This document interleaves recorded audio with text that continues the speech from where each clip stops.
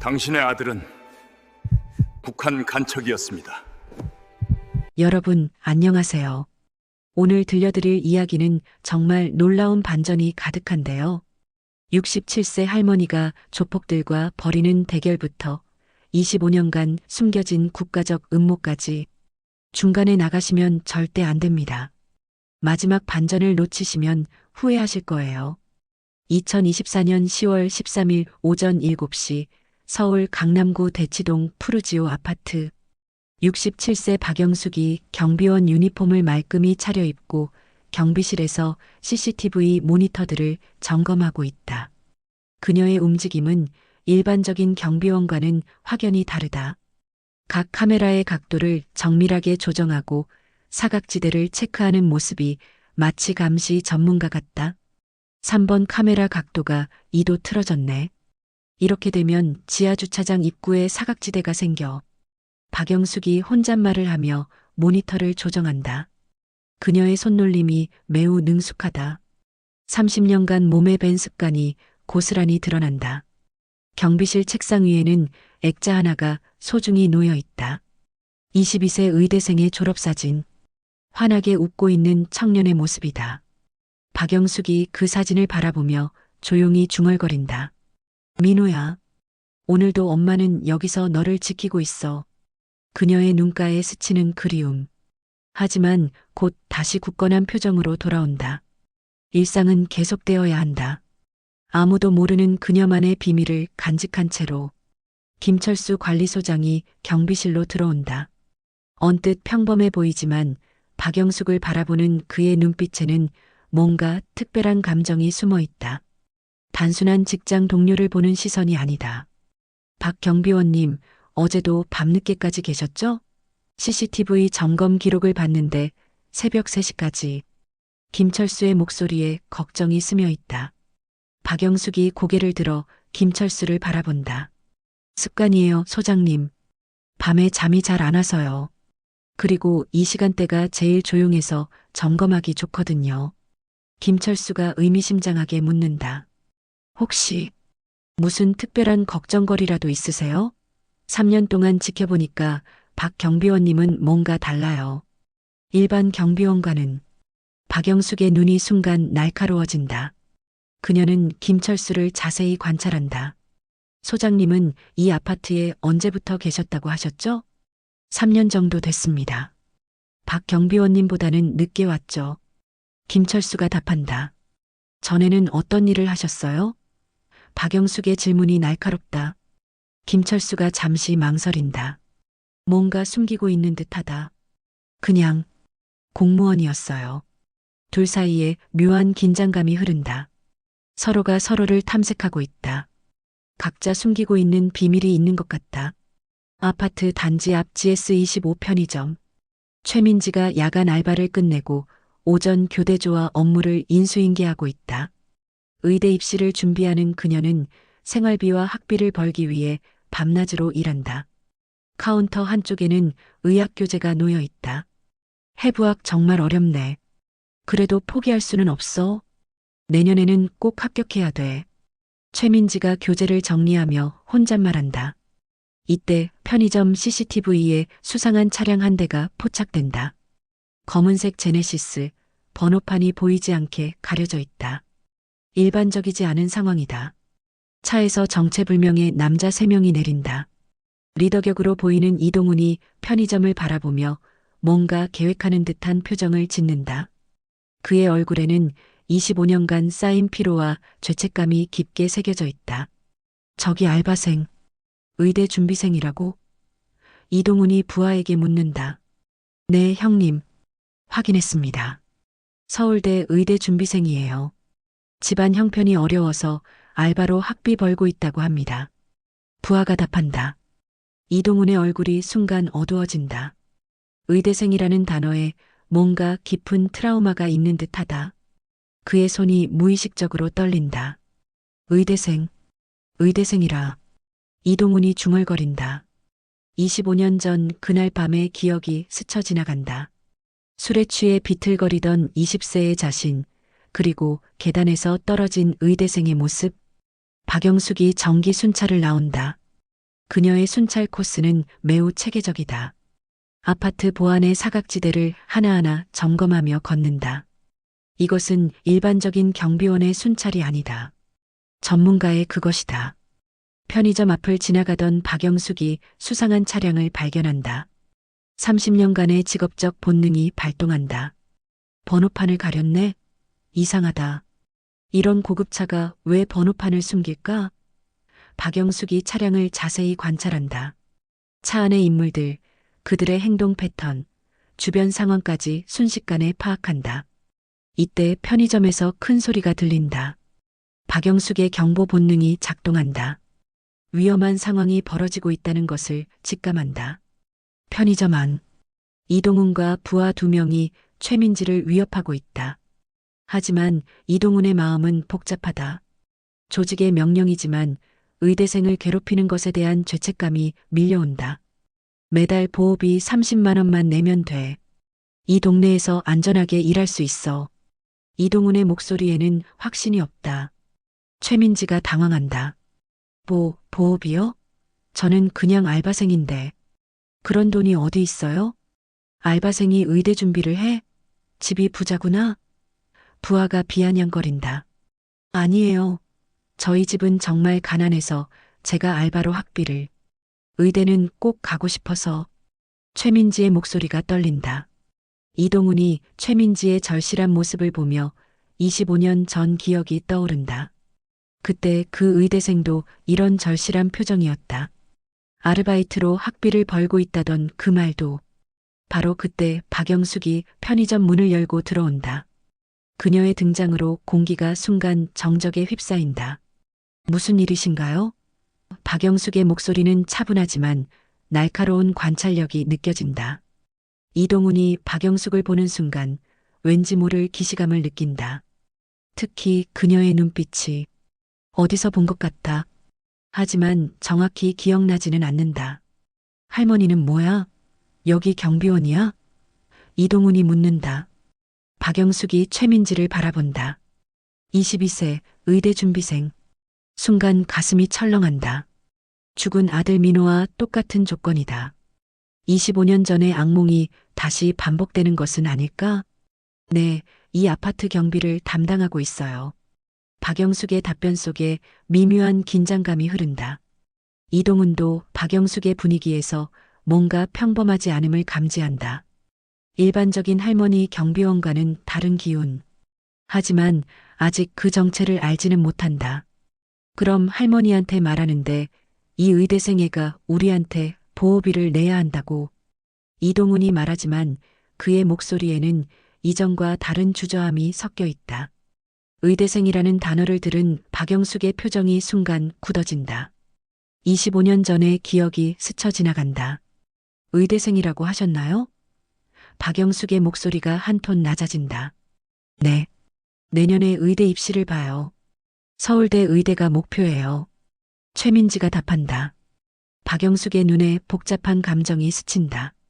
아들 민호도 서울대 의대생이었다. 그리고 25년 전 그날 밤 같은 또래의 조폭들에게 박영숙이 이동훈을 자세히 관찰한다. 45세 정도의 나이, 체격, 얼굴형. 뭔가 낯익다.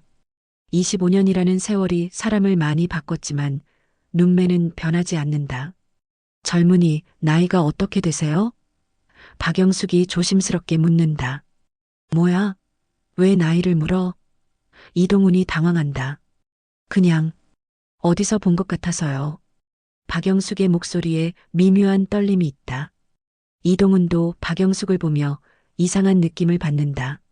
특히 그녀의 날카로운 눈빛이 어디선가 본 것 같다. 하지만 67세 할머니를 어디서 봤을까?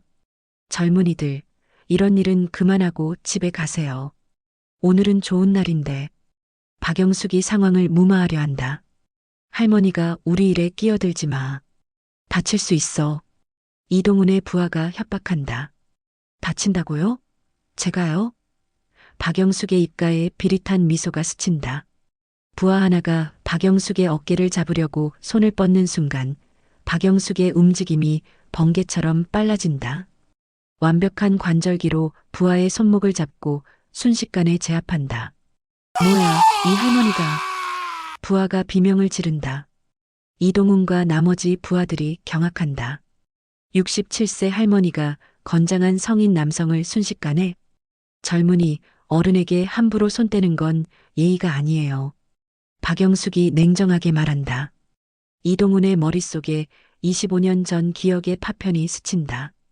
그때 그 의대생도 자신들의 폭력에 당황해하며 예의를 지키려 했었다. 박영숙이 부하를 놓아주며 이동훈을 바라본다. 젊은이, 혹시 성함이 어떻게 되세요?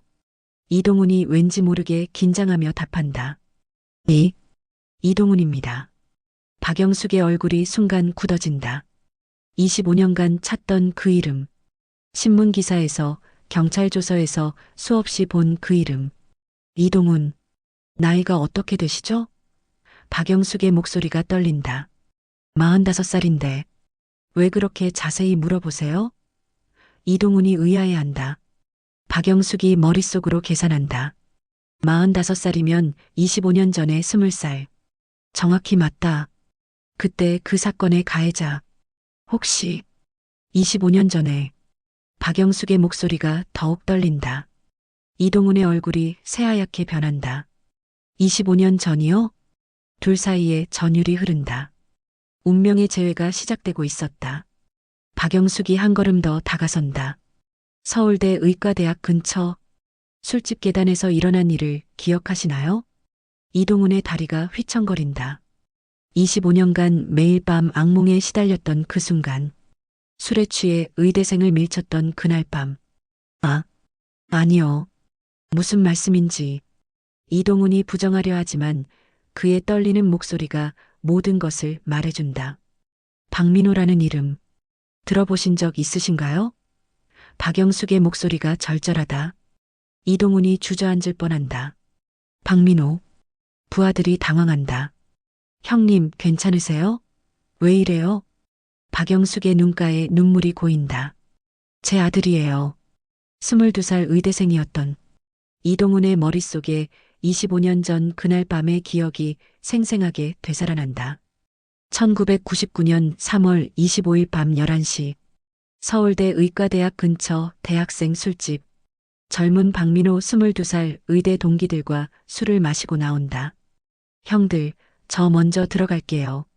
내일 해부학 실습이 있어서. 민호가 밝게 웃으며 인사한다. 민호야, 너무 공부만 하지 마. 가끔은 놀기도 해야지. 동기가 말한다. 어머니가 힘들게 일하시는데 저라도 열심히 해야죠. 민호의 효심 깊은 대답. 이때 술에 취한 20살 이동훈과 조폭 일당 3명이 나타난다. 야, 대학생들. 우리한테 술값 좀 빌려줄래? 젊은 이동훈이 비틀거리며 말한다. 죄송하지만 저희도 돈이 별로 없어서. 민호가 정중하게 거절한다. 뭐? 의대생이 돈이 없어? 거짓말하지 마. 이동훈이 화를 낸다. 정말 없어요. 제가 아르바이트에서 번 돈으로 간신히. 민호가 설명하려 한다. 아르바이트? 너 같은 의대생이 우리를 바보로 보나? 이동훈의 학벌 콤플렉스가 폭발한다. 몸싸움이 시작된다. 이동훈이 민호를 밀친다. 민호가 계단에서 굴러떨어진다. 머리가 계단 모서리에 부딪힌다. 민호가 쓰러진다. 머리에서 피가 흐른다. 야, 일어나. 일어나라고. 술이 깨며 당황한 이동훈. 하지만 민호는 일어나지 않는다. 편의점에서 모든 사람이 충격에 빠져 있다. 최민지는 두 손으로 입을 막고 있고 부하들은 상황을 이해하지 못하고 있다. 이동훈이 무릎을 꿇으며 울기 시작한다. 정말 죄송합니다. 할머니. 아니, 어머님. 박영숙의 눈물이 흐른다. 25년을 기다렸어요. 저도 25년간 지옥에서 살았어요. 하루도 편히 잠든 적이 없어요. 최민지가 떨리는 목소리로 묻는다. 할머니, 그럼 그분이. 네, 제 아들을 죽인 사람이에요. 박영숙이 담담하게 답한다. 이동훈이 계속 운다. 매일 밤 꿈에 나타나요. 그 의대생이. 박민호 씨가. 왜 날 죽였냐고 물어보는 꿈을. 박영숙이 이동훈을 차갑게 바라본다. 25년간 고통스러웠다고요? 제가 겪은 고통에 비하면 아무것도 아니에요. 할머니, 정말 죄송해요. 무엇이든 할게요. 목숨이라도. 이동훈이 애원한다. 박영숙이 휴대폰을 꺼내 이르리에 전화하려는 순간 갑자기 문이 열리며 김철수 소장이 나타난다. 잠깐만요. 김철수가 급히 들어온다. 모든 사람이 김철수를 바라본다. 박 경비원님. 아니, 박영숙 씨. 김철수의 목소리가 진지하다. 박영숙이 놀란다. 소장님이 왜 제 성함을. 김철수가 정체를 드러낸다. 25년 전 박민호 사건을 담당했던 김철수 형사입니다. 공기가 얼어붙는다. 또 다른 운명적 만남이 시작되었다. 김철수가 폭탄 선언을 한다. 진짜 범인은 따로 있습니다. 김철수가 가방에서 낡은 사건 파일을 꺼낸다. 25년간 이 파일을 가지고 있었어요. 언젠가는 진실을 밝혀야 한다고 생각하면서. 박영숙이 떨린다. 무슨 뜻이에요? 이동훈 씨는 직접적인 가해자가 맞습니다. 하지만 사건 조작에는 더 큰 악이 숨어 있었어요. 김철수가 파일을 펼친다. 25년 전 사진들과 진술서들이 나온다. 이동훈이 그 자료들을 보며 놀란다. 당시 이 사건은 상부에서 은폐하라는 압력이 있었어요. 김철수의 고백. 은폐요? 왜요? 박영숙이 묻는다. 이동훈 씨 아버지가 거액의 돈을 누군가에게 줬거든요. 김철수가 은행 송금 기록을 보여준다. 이동훈이 충격받는다. 우리 아버지가요? 5억 원이었어요. 당시로서는 엄청난 돈이죠. 하지만 문제는 그 돈을 받은 사람이 단순한 변호사가 아니었다는 거예요. 김철수가 한 사진을 꺼낸다. 25년 전 젊은 검사의 모습. 당시 신참 검사였던 최상윤입니다. 모든 사람이 경악한다. 최상윤? 그게 누구예요? 이동훈이 묻는다. 현재는 국회의원이에요. 법사위원장입니다. 김철수의 폭탄 선언. 박영숙의 얼굴이 굳어진다. 국회의원이 25년 전에. 네. 그가 돈을 받고 사건을 사고사로 조작했어요. 이동훈 씨는 단순한 도구였을 뿐이죠. 김철수가 더 많은 증거를 보여준다. 이동훈이 분노한다.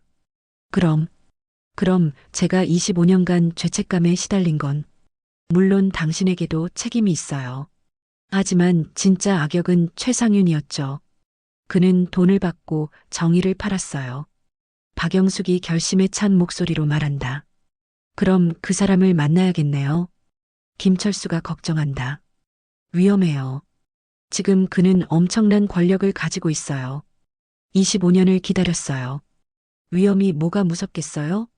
이때 최민지가 용기를 낸다. 할머니, 제가 도울게요. 안 돼요. 너무 위험해요. 박영숙이 만류한다. 오빠, 제가 만나보지 못한 민호 오빠를 위해서라도. 최민지의 눈에 눈물이 고인다. 박영숙이 최민지를 보며 민호의 모습을 떠올린다. 살아있는 민호 같다. 이동훈도 나선다. 저도 도와주세요. 왜요? 당신은 이미 충분히. 박영숙이 의아해한다. 25년간 저를 지옥에서 살게 만든 진짜 범인을 찾고 싶어요. 그리고 민호 씨에게 진짜 사과를 하고 싶어요. 박영숙이 이동훈을 바라본다. 그의 눈에서 진심을 읽는다. 25년간의 고통이 거짓이 아니었음을 안다. 좋아요. 하지만 제 방식대로 해야 해요. 박영숙이 조건을 단다. 김철수가 걱정한다. 박영숙 씨, 혹시 예전 직업이. 박영숙이 미소를 지으며 정체를 드러낸다. 국정원에서 30년간 대북 공작을 담당했어요. 이런 일은 익숙해요. 모든 사람이 놀란다. 67세 할머니 경비원이 전직 국정원 요원? 그럼 아까 그 액션은? 최민지가 감탄한다. 기본기죠. 30년간 몸에 밴 건 쉽게 사라지지 않아요. 이동훈이 박영숙을 새로운 시각으로 본다. 단순한 피해자 가족이 아니라 전문가였다. 그리고 그 전문가가 자신을 용서하려 한다. 작전을 시작하죠. 박영숙의 눈빛이 달라진다. 30년간 잠들어 있던 국정원 요원이 깨어나고 있었다. 그들이 계획을 세우고 있을 때 편의점 밖에서는 검은색 승용차가 그들을 감시하고 있었다. 최상윤의 눈과 귀는 이미 그들을 파악하고 있었다. 다음 날 아침, 박영숙이 경비실에서 최상윤에 대한 자료를 조사하고 있다. 컴퓨터 화면에는 최상윤 국회의원의 프로필이 떠 있다. 현재 법사위원장, 검찰 출신, 정치 경력 25년, 차기 대법원장 후보. 박영숙이 혼잣말한다. 이때 경비실 밖에 검은 승용차가 정차한다. 정장을 입은 남자들이 내린다. 박영숙의 직업적 본능이 경보를 울린다. 김철수가 급히 경비실로 들어온다. 박 경비원님, 큰일입니다. 무슨 일이에요? 박영숙이 침착하게 묻는다. 최상윤 쪽에서 사람들을 보냈어요. 벌써 우리를 파악한 것 같아요. 김철수의 목소리에 긴장감이 스며 있다. 박영숙이 CCTV 모니터로 외부 상황을 확인한다. 전문가다운 판단력으로 상황을 분석한다. 3명 모두 전직 경찰 출신으로 보이네요. 움직임이 일반 깡패와 다르고 박영숙이 차분히 관찰한다. 이때 최상윤이 검은 승용차에서 내린다. 고급 정장을 입고 있지만 그의 눈빛은 차갑고 잔혹하다. 25년간 권력의 정점에서 살아온 자의 오만함이 묻어난다. 25년 전 그 파일을 가진 놈이 김철수라고? 최상윤이 부하에게 묻는다. 네, 의원님. 그리고 박영숙이라는 여자가 피해자 어머니라고 합니다. 부하가 보고한다. 박영숙, 전직 국정원 요원이라고? 최상윤의 표정이 굳어진다. 네. 30년간 대북 공작을 담당했다고 합니다. 부하의 추가 보고. 최상윤이 비릿하게 웃는다. 국정원 출신이라고? 재미있네. 그럼 좀 더 조심스럽게 처리해야겠어. 한편 편의점에서 일하고 있는 최민지에게 정장을 입은 남자 2명이 접근한다. 최민지 씨죠? 부하 중 하나가 말한다. 네. 누구세요? 최민지가 불안해한다. 괜한 일에 끼어들면 다칠 수 있어요. 특히 의대생이라면. 25년 전처럼 말이죠. 협박의 메시지가 명확하다. 최민지의 얼굴이 새파랗게 변한다. 이때 박영숙이 나타난다. 우리 민지에게 무슨 일이세요? 박영숙의 목소리는 차분하지만 위협적이다. 부하들이 박영숙을 보며 긴장한다. 소문으로만 듣던 그 여자다. 할머니가 박영숙이군요. 의원님께서 내일 오후 3시에 국회의원회관에서 뵙고 싶다고 하십니다. 부하가 전원한다. 알겠어요. 꼭 가겠다고 전해주세요. 박영숙의 답변에 미묘한 미소가 스친다. 부하들이 떠나고 최민지가 박영숙을 걱정스럽게 바라본다. 할머니, 너무 위험하지 않을까요? 괜찮아요. 이런 상황은 익숙해요. 박영숙이 안심시킨다. 그날 저녁 아파트 지하 주차장에서 박영숙, 김철수, 이동훈이 은밀하게 만난다. 김철수가 걱정한다. 최상윤과 직접 만나는 건 너무 위험해요. 그는 지금 막강한 권력을 가지고 있어요. 하지만 더 이상 숨어 있을 수는 없어요. 박영숙의 결의가 단단하다. 이동훈이 입을 연다. 할머니, 제가 하나 더 알려드릴 게 있어요. 뭐죠? 박영숙이 묻는다. 사실 25년 전 사건 이후에도 최상윤은 저를 계속 이용했어요. 이동훈의 충격적인 고백. 모든 사람이 놀란다. 김철수가 추궁한다. 어떤 일들이요? 그는 제가 약점을 쥐고 있다는 걸 알고 가끔씩 더러운 일들을 시켰어요. 증거인멸이나 증인 협박 같은. 이동훈의 목소리가 떨린다. 박영숙의 표정이 차가워진다. 그럼 당신도 공범이네요. 맞아요. 하지만 이제는 정말 끝내고 싶어요. 25년간 그 사람의 꼭두각시로 살았어요. 구체적으로 어떤 일들을 했나요? 김철수가 자세히 묻는다. 2010년에는 어떤 시민단체 간부를 협박했어요. 최상윤의 부정부패를 폭로하려던 사람이었죠. 2015년에는 언론인의 집에 화재를 내서 증거를 없앴고 2018년에는 이동훈이 25년간의 죄악사를 털어놓는다. 박영숙이 분노한다. 당신은 최상윤의 개였던 거군요. 네, 맞아요. 하지만 이제는 그 목줄을 끊고 싶어요. 이동훈의 눈에 결의가 보인다. 김철수가 생각에 잠긴다. 그럼 당신이 최상윤의 범죄 증거를 가지고 있다는 거네요? 네. 25년치 더러운 일들의 기록을요. 제가 보험으로 몰래 녹음하고 사진 찍어둔 것들이 이동훈이 희망적인 정보를 제공한다. 박영숙의 눈이 반짝인다. 그거면 충분해요. 하지만 김철수는 여전히 걱정한다. 최상윤은 단순한 정치인이 아니에요. 그 뒤에는 더 큰 세력이 있을 거예요. 그래도 해야 해요. 민호를 위해서. 박영숙의 의지는 흔들리지 않는다. 이동훈이 결심한다. 제가 미끼가 될게요. 최상윤을 유인해서. 너무 위험해요. 박영숙이 만류한다. 25년간 죄책감으로 살았어요. 이제는 진짜 속죄할 시간이에요. 이동훈의 각오가 단단하다. 최상윤이 자신의 사무실에서 부하들과 회의를 하고 있다. 벽면 가득한 상장과 감사패가 그의 권력을 상징한다. 박영숙이 내일 온다고? 최상윤이 확인한다. 네, 오겠다고 했습니다. 부하가 답한다. 좋아. 국정원 출신이라면 함부로 처리할 수는 없어. 좀 더 교묘하게 해야 해. 어떻게 하시겠습니까? 부하가 묻는다. 일단 만나서 회유해보고 안 되면 사고로 처리해. 사고라고요?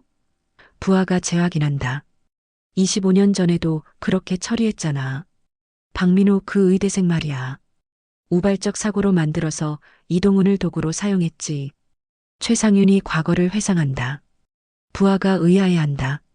그런데 이동훈은 어떻게 할까요? 그놈도 위험 요소인데. 이동훈? 그놈은 내 손바닥 안에 있어.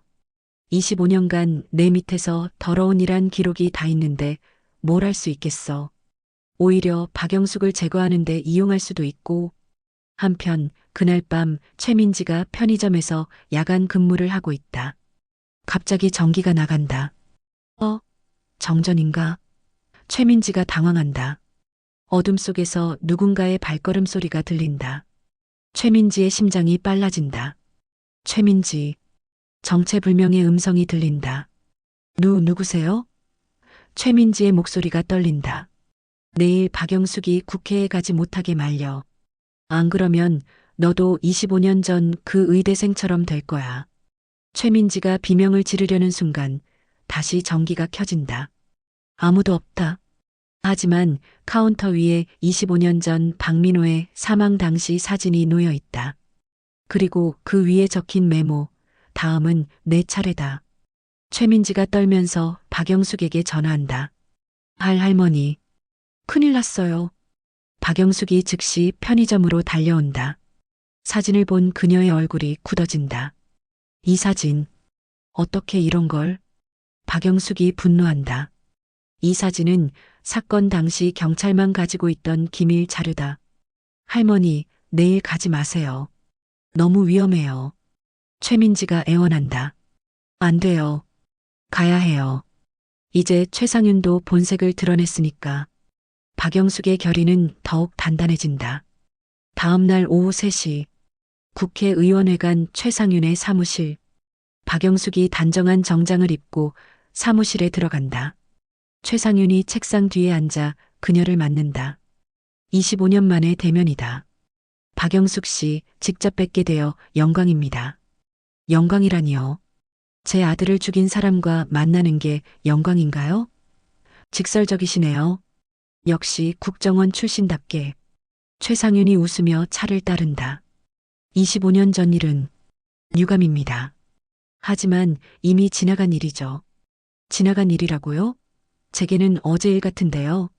박영숙의 분노가 서린다. 최상윤이 본격적으로 회유에 나선다. 박영숙 씨, 현실적으로 생각해 보세요. 25년이 지났고 이미 공소시효도 지났어요. 법적 시효가 지났다고 죄가 사라지는 건 아니에요. 물론이죠. 하지만 보상은 할 수 있어요. 최상윤이 수표책을 꺼낸다. 10억 원. 어떠세요? 노후 걱정 없이 사실 수 있을 거예요. 박영숙이 차갑게 답한다. 제 아들의 목숨값이 10억 원이라고요? 돈으로 해결될 수 없는 것도 있다는 건 압니다. 하지만 이게 현실이에요. 죽은 자는 살아 돌아오지 않아요. 박영숙이 수표를 찢어버린다. 전돈이 필요한 게 아니에요. 진실이 필요한 거예요. 최상윤의 표정이 싸늘하게 변한다. 박영숙 씨, 제가 누군지 아세요? 범죄자죠. 하하. 저는 대한민국 국회의원이에요. 법을 만드는 사람이죠. 법 위에 있다고 생각하시는군요. 생각이 아니라 사실이에요. 25년 전에도 그랬고 지금도 마찬가지고요. 최상윤이 버튼을 누른다.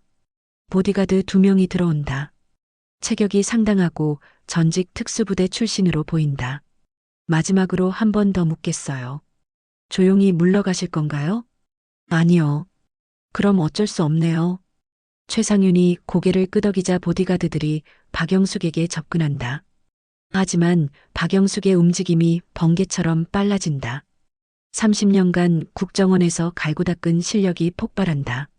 첫 번째 보디가드의 주먹이 날아오는 순간 박영숙은 그의 손목을 잡으며 몸을 돌려 관절기를 건다.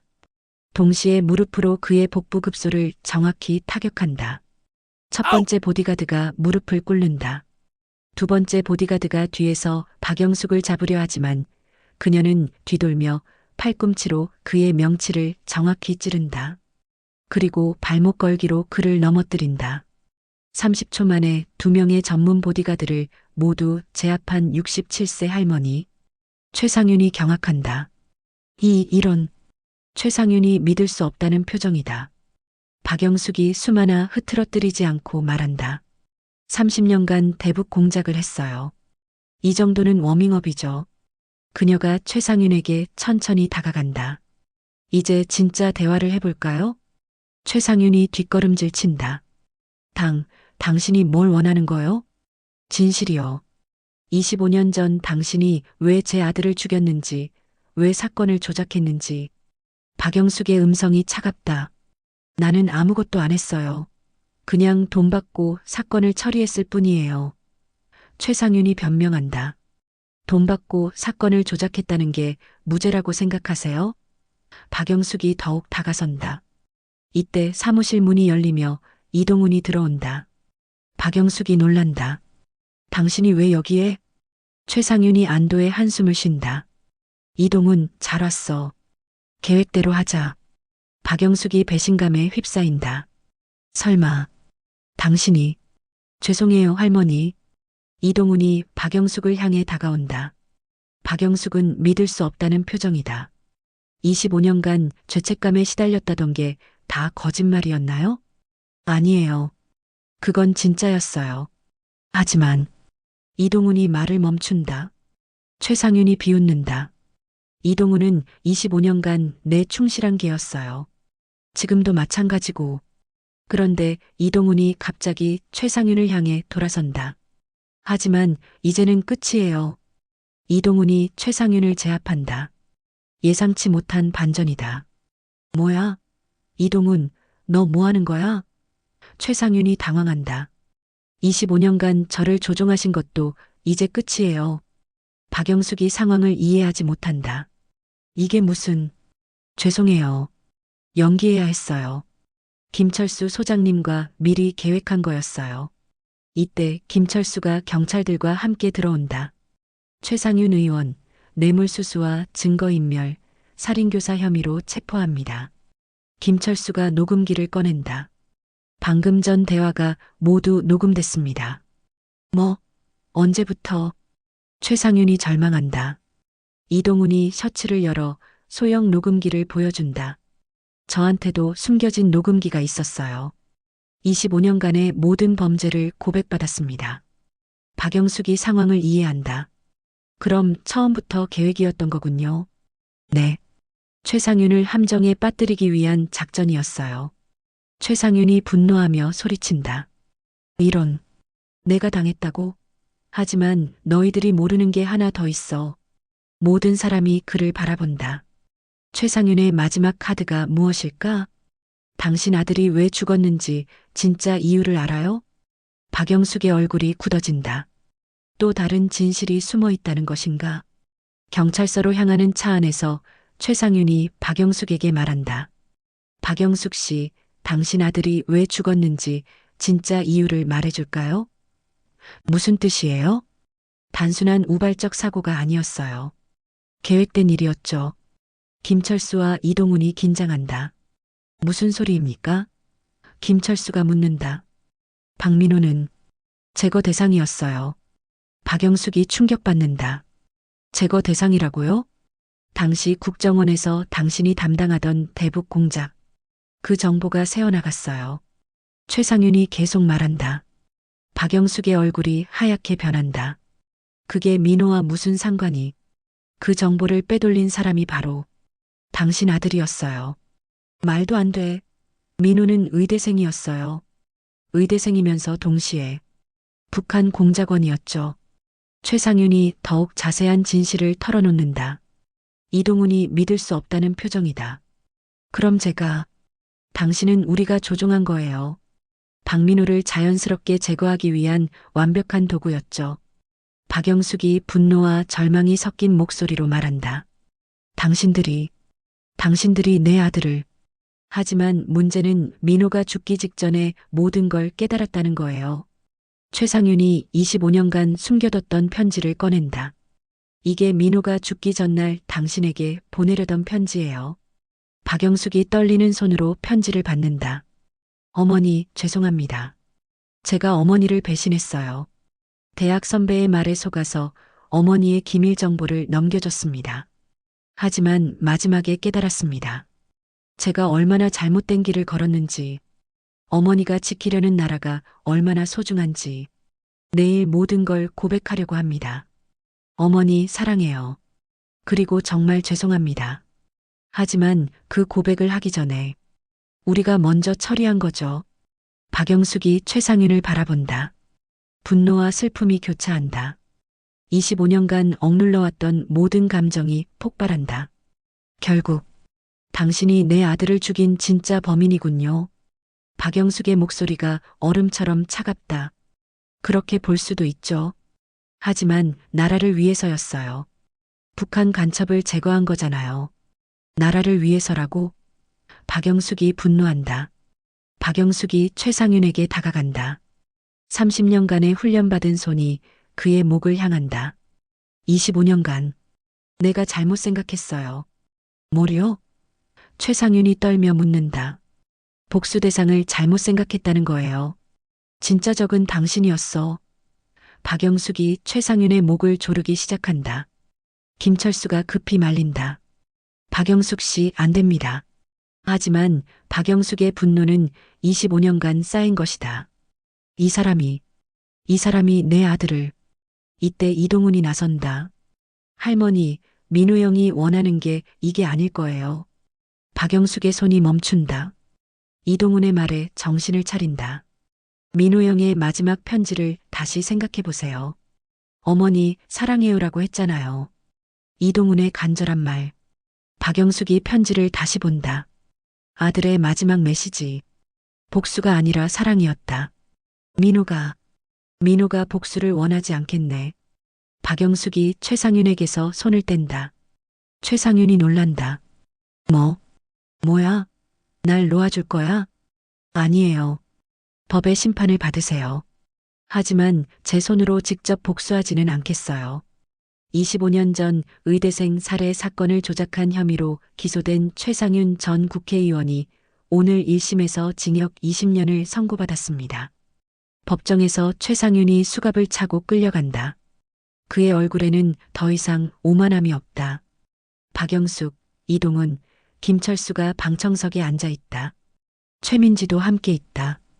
박영숙이 안도의 한숨을 쉰다. 이제야 민호에게 떳떳할 수 있겠어요. 판사가 선고문을 읽는다. 피고인 최상윤은 25년간 권력을 남용하여 정의를 농락했으며 이는 민주주의의 근간을 흔든 중대한 범죄입니다. 이동훈이 박영숙에게 말한다. 할머니, 이제 정말 끝났네요. 아니에요. 이제 시작이에요. 김철수가 묻는다. 무슨 뜻이세요? 민호를 위한 진짜 일을 시작할 거예요. 이번 사건으로 25년 전 박민호 씨의 억울함이 완전히 밝혀졌으며 국정원 출신 어머니의 끝없는 노력이 정의를 실현했다는 평가를 받고 있습니다. 최민지가 박영숙의 손을 잡는다. 할머니, 민호 오빠가 자랑스러워할 거예요. 박영숙의 눈가에 눈물이 고인다. 하지만 이번에는 슬픔의 눈물이 아니라 안도와 희망의 눈물이다. 법정을 나서면서 박영숙이 하늘을 올려다본다. 민호야, 이제 편히 쉬어. 박민호의 묘소. 가을이 깊어진 추모공원이다. 박영숙과 이동훈이 함께 서 있다. 이동훈이 묘비 앞에서 무릎을 꿇는다. 민호야, 형이 너무 늦었지? 25년을 기다리게 해서 미안해. 박영숙이 이동훈의 어깨에 손을 올린다. 이제 그만해요. 당신도 피해자였어요. 아니에요. 제가 술을 마시지 않았다면, 좀 더 조심했다면, 민호 씨는 다음날 진실을 고백할 수 있었을 텐데, 과거는 바꿀 수 없어요. 하지만 앞으로는 바꿀 수 있죠. 이동훈이 민호 묘비 앞에 국화꽃을 놓는다. 민호야, 형이 내 꿈을 이어갈게. 의료봉사로 가난한 사람들을 도울게. 그 계획 말인데요. 박영숙이 입을 연다. 네. 이동훈이 고개를 든다. 저도 함께하면 안 될까요? 제가 가진 국정원 경력으로 의료봉사재단 운영을 도울 수 있을 것 같아서요. 이동훈이 놀란다. 정말요? 저 같은 사람과 함께 하시겠다고요? 우리는 이제 민호로 연결된 가족이에요. 바람이 불어 나뭇잎이 떨어진다. 마치 민호가 두 사람의 화해를 축복하는 것 같다. 김철수와 최민지도 묘소에 도착한다. 네 사람이 함께 민호를 추모한다. 김철수가 말한다. 민호 씨, 어머니와 이동훈 씨가 새로운 시작을 하셨어요. 하늘에서 지켜봐 주세요. 최민지가 묘비에 손을 얹는다. 오빠, 저도 내년에 의대에 꼭 들어가서 오빠의 뜻을 이어갈게요. 하늘에서 따뜻한 햇살이 내려온다. 25년간의 한이 드디어 풀리는 순간이다. 무료 의료 봉사를 하는 센터다. 현수막에는 사랑으로 치유하는 곳이라고 적혀 있다. 박영숙, 이동훈, 김철수, 최민지가 함께 있다. 최민지가 환하게 웃으며 말한다. 할머니, 제가 의대에 합격할 수 있었던 것도 민호 오빠 덕분이에요. 박영숙이 최민지의 머리를 쓰다듬는다. 민호가 하지 못한 일을 내가 대신 해주는 거야. 기자가 인터뷰를 요청한다. 과거의 원수였던 분들이 함께 봉사센터를 운영한다니 화제인데요. 이동훈이 답한다. 원수가 아니라 가족입니다. 민호라는 소중한 친구로 인해 만난 거죠. 의료진들이 환자들을 진료하고 있다. 가난해서 병원에 가지 못했던 사람들이 무료로 치료받고 있다. 박영숙이 한 할머니 환자에게 말한다. 할머니, 아프시면 언제든 오세요. 여기는 할머니들의 집이에요. 환자 할머니가 눈물을 흘린다. 고맙습니다. 이런 곳이 있어서 얼마나 다행인지. 이동훈이 박영숙에게 다가와서 말한다. 할머니, 민호 형이 보고 있을까요? 박영숙이 하늘을 올려다보며 미소 짓는다. 당연히 보고 있죠. 그리고 자랑스러워하고 있을 거예요. 센터 한쪽에는 박민호의 사진이 걸려 있다. 박민호 의사의 뜻을 기리며라는 문구가 새겨져 있다. 그날 저녁, 경비실에서 박영숙이 아들 사진을 바라본다. 이제는 슬픔보다는 그리움과 자부심이 더 크다. 민호야, 엄마가 드디어 해냈어. 진실도 밝혀내고 내 꿈도 이뤘어. 김철수가 들어온다. 박 경비원님, 오늘도 수고 많으셨어요. 김 소장님도 고생 많으셨어요. 25년간 진실을 지켜주셔서 감사해요. 당연한 일을 했을 뿐이에요. 정의를 포기할 수는 없잖아요. 그런데 소장님, 앞으로도 계속 여기서 일하실 건가요? 글쎄요. 이제 정말 경찰로 돌아갈까 생각 중이에요. 젊은 후배들에게 올바른 수사 방법을 가르치고 싶어서요. 좋은 생각이에요. 당신 같은 경찰이 더 많아져야 해요. 이동훈이 경비실로 들어온다. 할머니, 내일 센터 오프닝 준비 다 끝났어요. 고생 많았어요. 그런데 정말 괜찮겠어요?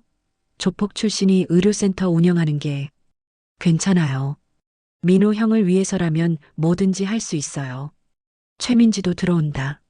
할머니, 내일 개소식에 정말 많은 분들이 오신대요. 그래, 우리 민지도 고생 많았어. 박영숙이 최민지를 바라본다. 할머니 덕분에 제가 이렇게 성장할 수 있었어요. 민호 오빠가 저에게도 형 같은 존재가 됐어요. 네 사람이 함께 민호의 사진을 바라본다. 사진 속 민호가 환하게 웃고 있다. 25년이 걸렸지만 드디어 진실을 찾았습니다. 그 과정에서 깨달은 건 복수보다는 용서가 증오보다는 사랑이 더 큰 힘을 가진다는 것이었어요. 나이가 들었다고 해서 새로운 시작이 불가능한 건 아닙니다. 67세에도 저는 새로운 삶을 시작했으니까요. 박영숙이 아들 묘소에서 미소를 지으며 말한다. 민호야, 엄마는 이제 행복해. 그리고 내가 정말 자랑스러워. 진정한 승리는 적을 무너뜨리는 것이 아니라 적을 친구로 만드는 것이다. 박민호 메디컬 센터는 현재까지도 운영되고 있으며 매년 5,000명의 환자들에게 무료 진료를 제공하고 있습니다. 여러분, 오늘 이 긴 이야기를 끝까지 시청해 주셔서 감사합니다. 때로는 가장 큰 상처가 가장 큰 치유의 힘이 되기도 합니다. 박영숙 할머니의 이야기가 여러분에게도 희망과 용기를 드렸기를 바랍니다. 구독과 알림 설정 잊지 마세요. 다음에도 더 감동적인 이야기로 찾아뵙겠습니다. 감사합니다.